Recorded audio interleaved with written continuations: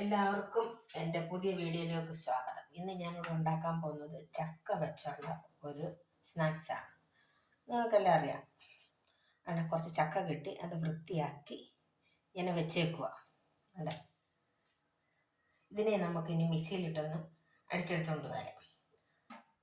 എന്നിട്ട് ഇത് കുറച്ച് അരിപ്പൊടിയാണ്, ഇത് കുറച്ച് തേങ്ങയും കുറച്ച് ശർക്കരയും. ഇതിന് ചക്ക പഴുത്തതുള്ളത് കൊണ്ട് നമുക്ക് ഒത്തിരി ശർക്കരയുടെ ആവശ്യമില്ല. അന്നേരം കുറച്ച് ശർക്കര ഞാൻ ഇതിനകത്തോട്ട് എടുത്തിട്ടുള്ളൂ. പിന്നെ ഇത് ഉണ്ടാക്കുന്നത് നല്ല വയണയിലയാണ്. നല്ല അടിപൊളി വയണയില, വലിയ ലീഫായിട്ടുള്ള കുറച്ച് വയണയില കിട്ടി. അന്നേരം അത് നമുക്ക് ഉണ്ടാക്കാൻ തുടങ്ങാം. അല്ലേ, ചക്കയൊക്കെ ഇപ്പോൾ എല്ലായിടവും കിട്ടുന്നതായതുകൊണ്ട് നല്ല പഴുത്ത ചക്കയൊക്കെ വരാൻ തുടങ്ങി. അല്ലേ, നല്ല പഴുത്ത ചക്കയായത് നല്ല മധുരവുമാണ്. നമുക്കിത് മിക്സിയിലിട്ടൊന്ന് അടിച്ചെടുത്തുകൊണ്ട് വരാം. അതെ, ചക്ക ഞാനാണെങ്കിൽ നല്ല തരിതരിപ്പായിട്ടാണ് ഞാൻ അടിച്ചെടുത്തുകൊണ്ട് വന്നേക്കുന്നത്. അല്ലേ, എന്ന് പറഞ്ഞാൽ ഇതൊന്ന് കടിക്കുകയൊക്കെ വേണം നമ്മളിത് ഉണ്ടാക്കുമ്പോൾ. ഒത്തിരി അങ്ങ് അരഞ്ഞു പോയാലും നല്ലതല്ല. ഞാൻ ചെറിയ തരിതരിപ്പോടായിട്ടാണ് ഇത് എടുത്തു വച്ചേക്കുന്നത്. അതിനകത്തോട്ട് തന്നെ ഈ തേങ്ങയും ഈ ശർക്കരയും കൂടെ നമുക്കൊന്ന് ഇട്ട് കൊടുക്കാം.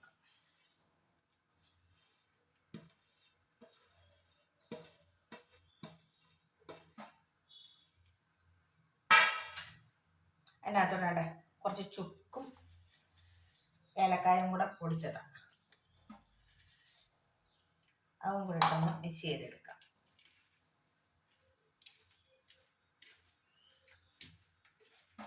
നല്ലോണം ഒന്ന് മിക്സായി വരുന്നുണ്ട്, മിക്സാക്കിയെടുത്ത് വെക്കാം. എന്നാൽ ഇത് ഈ തരതരപ്പായിട്ട് അടിച്ചത് നല്ല നമ്മളെ വായിലിട്ട് കടിക്കുമ്പോൾ ചക്കയുടെ ഒരു കടി കിട്ടുവാണെങ്കിൽ അതിനൊരു പ്രത്യേക ഒരു രുചിയാണ് കേട്ടോ. അതുകൊണ്ടാണ് ഞാൻ തരതരിപ്പായിട്ട് അടിച്ചത്.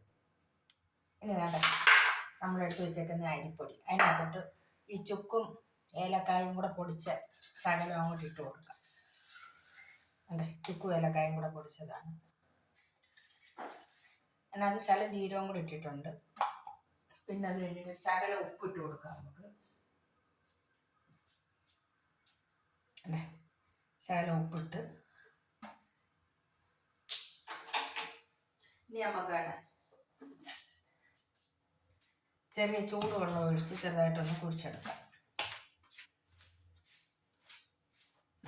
നല്ല വൃത്തിയായിട്ടൊന്ന് മിക്സ് ചെയ്തതിന് ശേഷം ഉപ്പും ഏലക്കാപ്പൊടിയും ചുക്കുപൊടിയും എല്ലാം കൂടെ ഒന്ന് പിടിച്ചതിന് ശേഷം കുറേശ്ശെ വെള്ളം ഒഴിച്ച് നമുക്കൊന്ന് ചൂടാക്കി നല്ല കുഴച്ചെടുക്കാം. ഓരോരുത്തരുടെ ഇഷ്ടം അനുസരിച്ച് ചൂടുവെള്ളം വേണമെന്ന് കമ്പൽസറി ഒന്നുമില്ല. പച്ചവെള്ളം ആയാലും മതി. പക്ഷെ ചൂടുവെള്ളത്തിലെടുക്കുമ്പോൾ ഇച്ചിരി മയമൊക്കെ കിട്ടും മാവിന്.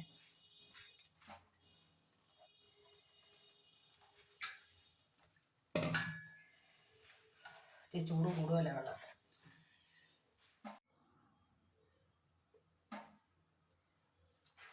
തന്നെ ഇപ്പം ഈ മാവെല്ലാം നല്ലോണം കുഴഞ്ഞ് കഴിഞ്ഞ് ഇതാണ് അതിൻ്റെ പരുവം.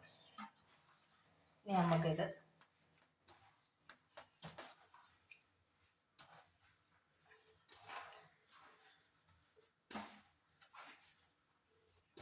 കുറേശ്ശായിട്ട് ഇലയിലോട്ട് വെച്ച് പരത്തിയെടുക്കാം.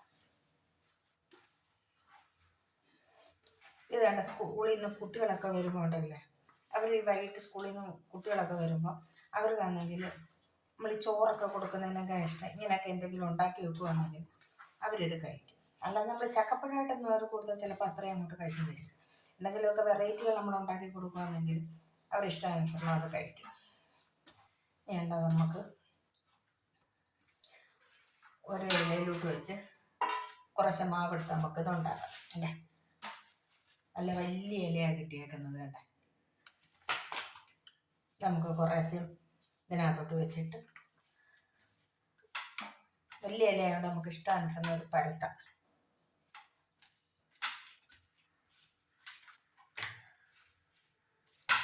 ഇങ്ങനെ ഓരോന്നും പരത്തി നമുക്ക്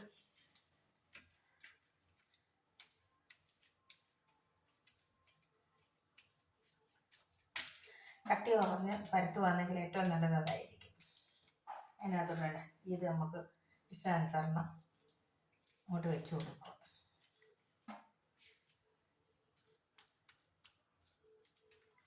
എല്ലാ ഭാഗത്തും ഇരിക്കത്തക്കോണം വെച്ച് കൊടുക്കുക.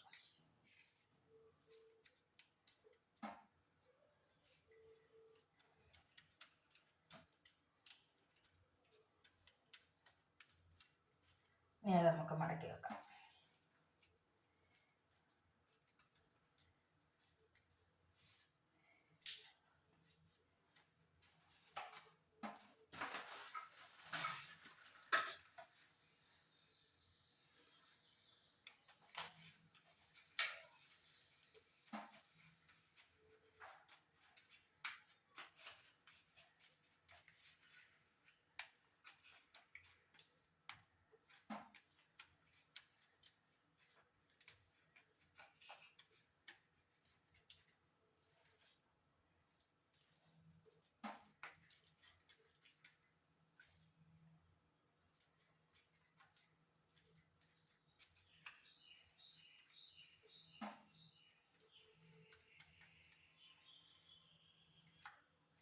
തന്നെ ഞാൻ എല്ലാ അടയും പരത്തി എടുത്തിട്ടുണ്ട്. ഇനി നമുക്കിത് സ്റ്റീമറിനകത്തോട്ട് വെച്ച് വേവിച്ചെടുക്കാം. നാട്ടെ ഇത് ആവിയാവാൻ തുടങ്ങി, വെള്ളമൊക്കെ നല്ലോണം ആവിയാവാൻ തുടങ്ങി. ഇത് നമുക്ക് ഓരോന്നോരോന്നിട്ട് ഇതിനകത്തോട്ട് സ്റ്റീമറിനകത്തോട്ട് കറക്കി വെച്ച് വേവിച്ചെടുക്കാം.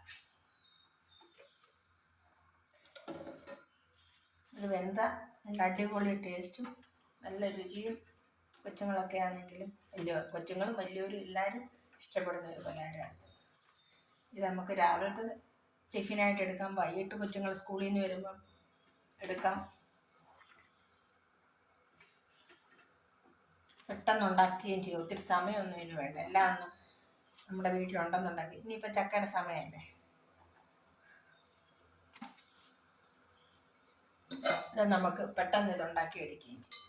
ഇനി ഇത് അടപ്പയിരുന്നൊന്ന് വെന്ത് വരട്ടെ. അതുവരെ നമുക്ക് വെയിറ്റ് ചെയ്യാം.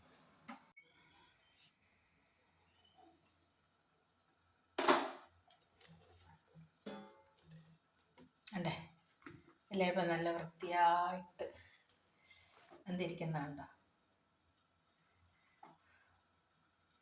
ഇനി നമുക്കിത് സെർവൻ പ്ലേറ്റിലോട്ട് മാറ്റാം.